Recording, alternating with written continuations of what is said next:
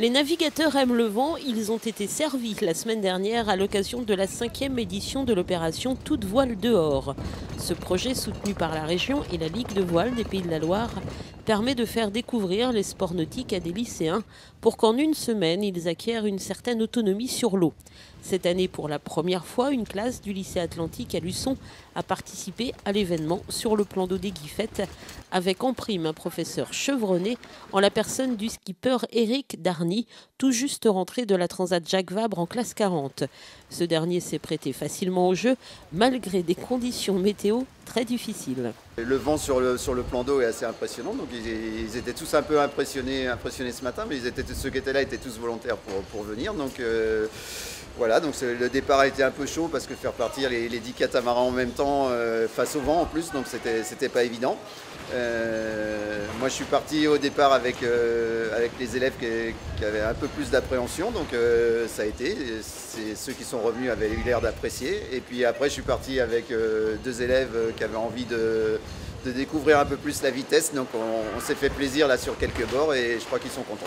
30 nœuds de vent avec des rafales à 40, autant dire que les conditions étaient musclées, effectivement, mais le bilan de l'opération est positif, les élèves ont adoré. C'était incroyable parce qu'on a des sensations qu'on ne retrouve pas souvent. Je fais beaucoup de moto et j'ai pas ces sensations même à forte vitesse.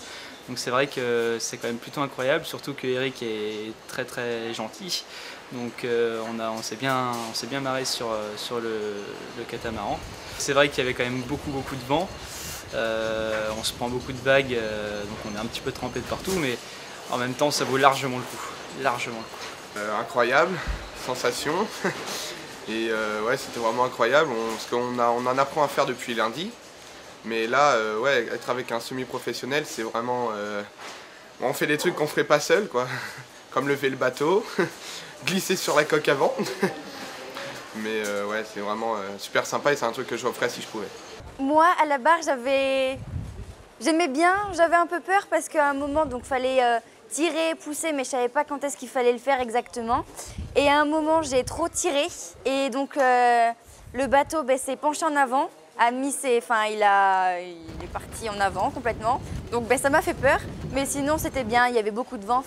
Pour ceux qui aiment bien le vent, c'est bien. C'est mieux de naviguer avec un professionnel parce que voilà, on est plus en confiance et on n'a pas peur de chavirer ou autre, que quand c'est avec un copain, on a toujours peur, on crie, on panique et voilà. Tous les élèves à l'issue de leur semaine de navigation ont reçu un livret de formation et une licence, ce qui peut leur permettre de poursuivre l'expérience. Quant à Éric Darny, il prépare ses prochaines courses.